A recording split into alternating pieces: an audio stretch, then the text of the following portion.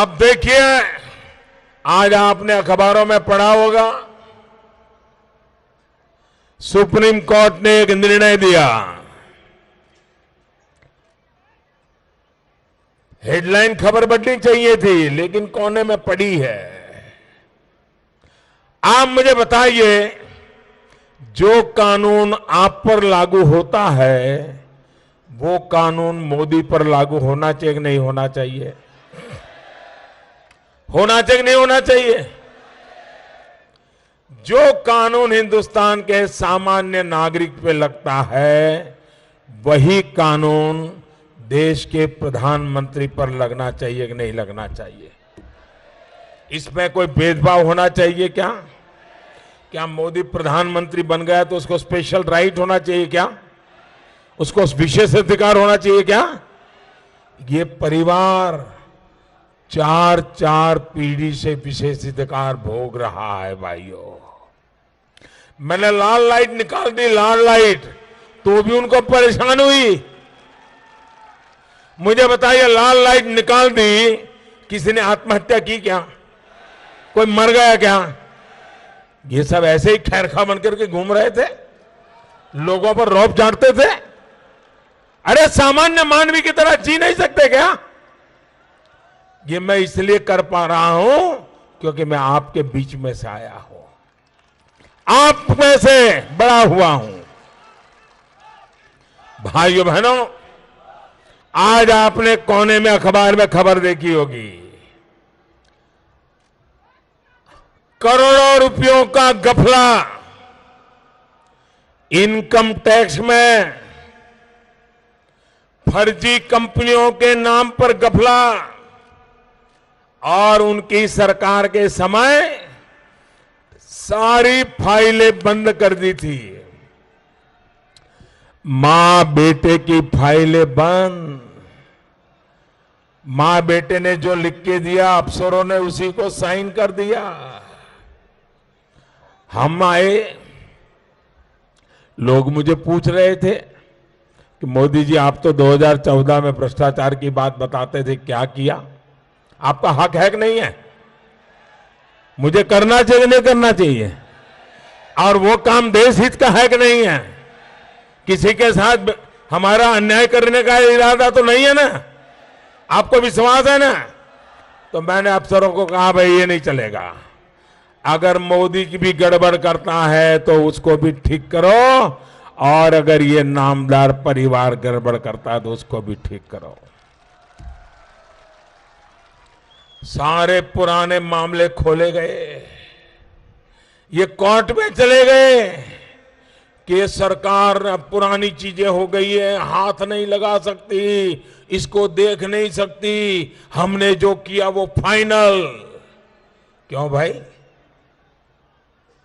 झूठ किया वो भी फाइनल, चोरी की वो भी फाइनल, लूट चलाई वो भी फाइनल।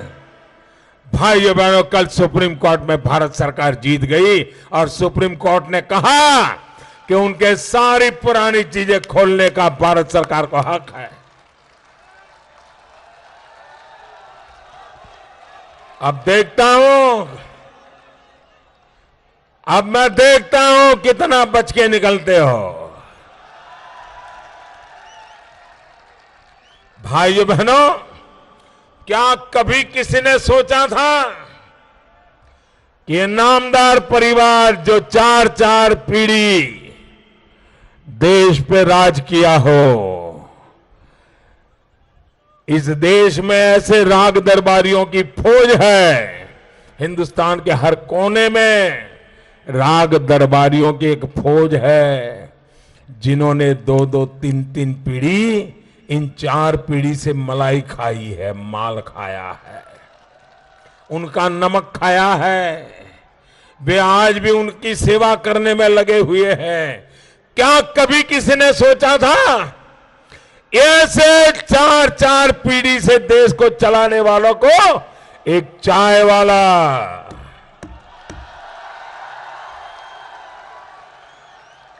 उसकी हिम्मत देखो, एक चाय वाला उनको अदालत के दरवाजे पर ले गया, और आप भाइयों बहनों ये ईमानदारी की जीत है, देश के मेहनत कश इंसान की जीत है, देश के लिए जीने मरने वाले पसीना बहाने वालों की जीत है कि 4 पीढ़ी से देश पर राज करने वाले लोगों को कोर्ट के दरवाजे पर जाना पड़ा और करोड़ों रुपयों की हेरा फेरी के मामले में जमानत पर बाहर निकले हैं, जमानत पर।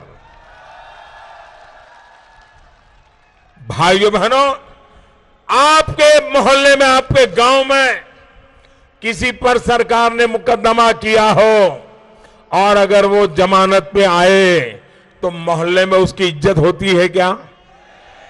उसको कोई बहन बेटी देने के लिए तैयार होता है क्या? उसके घर कोई खाने पीने का रिश्ता बनाता है क्या?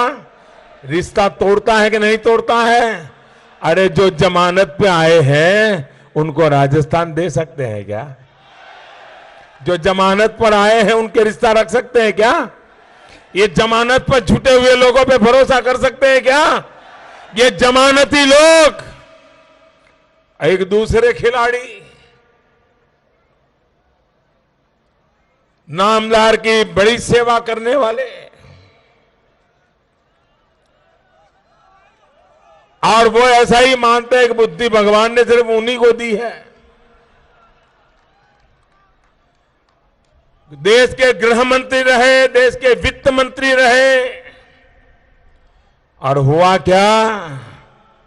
भाइयों बहनों, ये चाय वाले की ताकत देखिए, जो खुद सुप्रीम कोर्ट में वकालत करते थे, जिनका सुप्रीम कोर्ट में डंका बजता था, देश के बड़े से बड़े लोगों का वकालत का काम जो खुद करते थे सुप्रीम कोर्ट में, मोदी ने ऐसा खेल खेला, मोदी ने ऐसी चाल चली, मोदी ने ऐसी सच्चाई ढूंढ के निकाली, पन्ने पन्ने खोज करके निकाले, उनका खुद का बेटा जेल चला गया, जेल चला गया, भ्रष्टाचार के मामले में जेल चला गया, जमानत पर निकला है अभी। और ये महाशय भी अपनी सुप्रीम कोर्ट के वकील के नाते जो भी उनकी दुनिया रही होगी, उसका फायदा उठा करके हर बार कोर्ट में जाकर के गिड़गिड़ाते हैं, अगली डेट दे दो, अगली डेट दे दो। और कोर्ट सरकार को कहती है कि फलानी तारीख तक उनको अरेस्ट नहीं कर सकते, फिर दोबारा जाते हैं, फिर कोर्ट कहती है फलानी तारीख तक अरेस्ट नहीं कर सकते हो। अरे कितने दिन तक कोर्ट से मदद लेते रहोगे? एक दिन न्याय निकलने वाला है और तुम भी जेल के सलाखों के पीछे हो गए।